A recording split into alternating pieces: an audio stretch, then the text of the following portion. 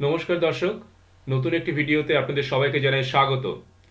আজকে যে টপিকটা নিয়ে আমরা আলোচনা করব সেটা হচ্ছে এক দেশ এক ভোট। এই এক দেশ এক ভোট নিয়ে কিন্তু কেন্দ্রীয় সরকার যথেষ্ট পজিটিভলি ভাবছে। তার কারণ হচ্ছে, আগে আমরা দেখে নেব এই বিষয়ে প্রধানমন্ত্রী নরেন্দ্র মোদী একটি বক্তৃতা দিয়েছেন এবং তিনি কি বক্তৃতা দিয়েছেন সেটি আমরা আগে শুনে নেব। দেখা যাক প্রধানমন্ত্রী নরেন্দ্র মোদী ঠিক কি বলেছেন। আপনারা একটু সবাই শুনে নিন তার বক্তৃতা। नीतियों और निर्णयों में एक भारत की भावना को लगातार मजबूत किया है। आज वन नेशन वन आइडेंटिटी यानी आधार की सफलता हम सब देख रहे हैं और दुनिया इसकी चर्चा भी करती है। पहले भारत में अलग अलग टैक्स सिस्टम थे। हमने one nation one tax system GST बनाया। हमने one nation one power grid से देश के पावर सेक्टर को मजबूत किया। वरना एक वक्त था कहीं बिजली तो होती थी, कहीं अंधेरा होता था, लेकिन बिजली पहुंचाने के लिए ग्रिड टुकड़ों में बटी पड़ी थी। हमने वन नेशन वन ग्रिड इस संकल्प को पूरा किया।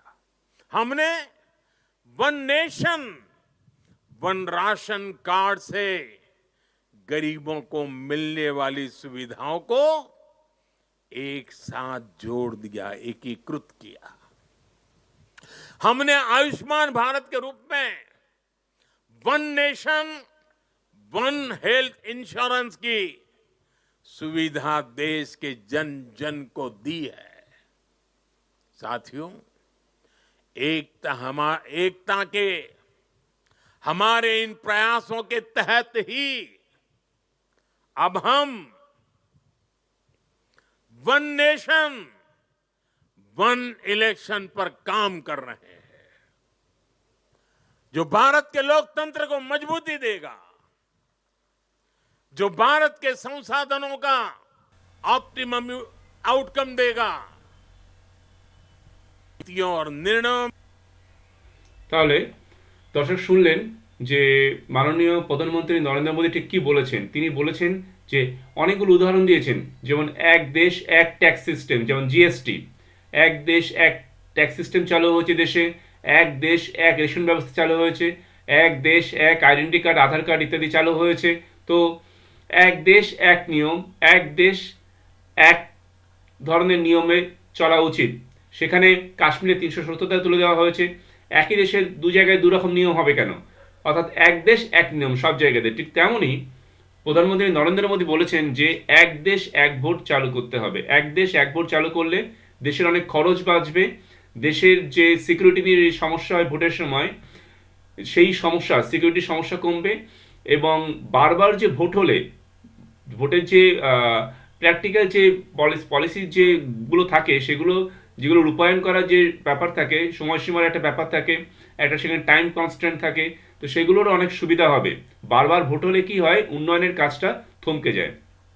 তো বারবার ভোট হলে যেমন খরচ বেশি হবে, উন্নয়নের কাজটা বা ডেভেলপমেন্টের কাজ থমকে যায়, ইত্যাদি নানান ধরনের অসুবিধা হয়।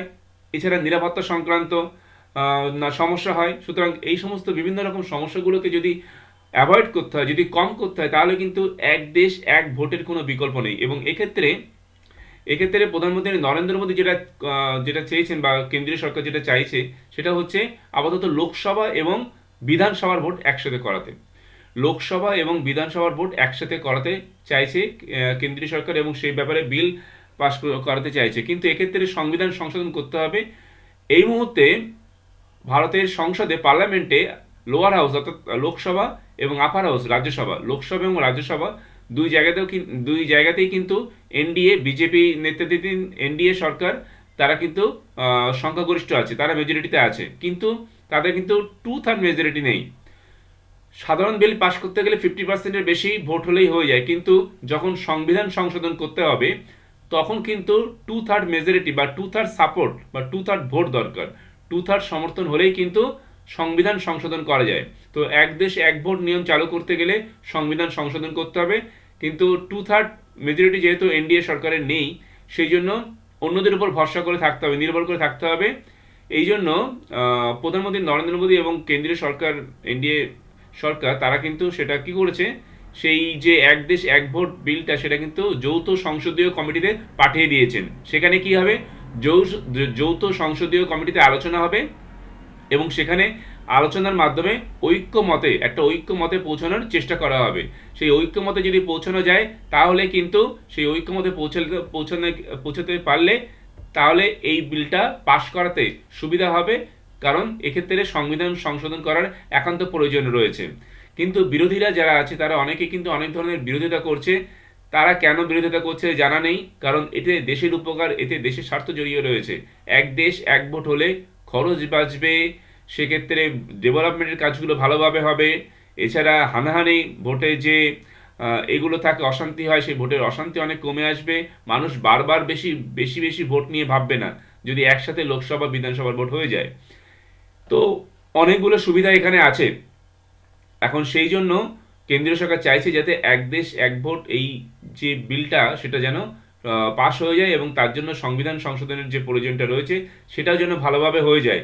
সেই জন্য যৌথ সংসদীয় কমিটিতে পাঠানো হয়েছে এই বিলটা আপাতত, যাতে সেখানে ভালোভাবে আলোচনা হওয়ার মাধ্যমে একটা একটা একটা সিদ্ধান্তে তারা আসতে পারে, একটা মতানৈক্যে যাতে পৌঁছতে পারে, এবং একটা সমাধান সূত্র যাতে খুঁজে পাওয়া যায়।